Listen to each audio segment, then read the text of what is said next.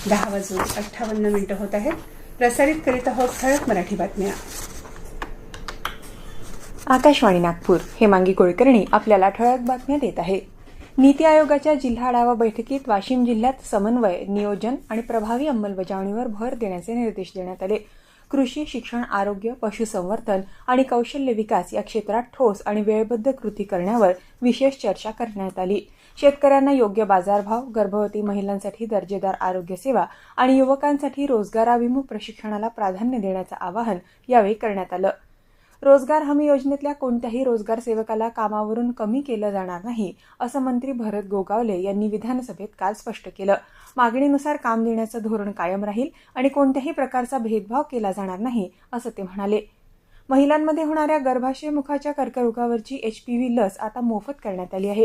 केंद्र सरकारनं देशभरातल्या 14 वर्षांखालील मुलींना मोफत लसीकरण कार्यक्रमाला मंजुरी दिली आहे.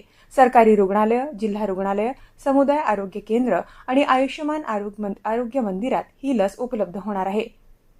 राज्यसभेच्या 7 जागांसाठी होणाऱ्या आगामी निवडणुकीसाठी युतीकडून आपण पुन्हा निवडणूक लढवणार असल्याचं केंद्रीय राज्यमंत्री रामदास आठवले यांनी सांगितलं.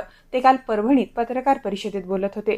पंतप्रधान मोदी यांच्या नेतृत्वाखाली देश प्रगती करत असून भारत येत्या काही दिवसात 3ऱ्या क्रमांकावर पोहोचेल, असं ते म्हणाले. T20 क्रिकेट विश्वचषक स्पर्धेतल्या सुपर 8 फेरीत आज भारत आणि झिम्बाब्वे यांच्यात सामना होणार आहे. चेन्नईत संध्याकाळी 7 वाजता या सामन्याला सुरुवात होईल.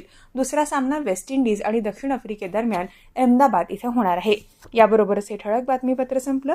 या पुढील ठळक बातमीपत्र 11:58 ऐकता येईल. नमस्कार.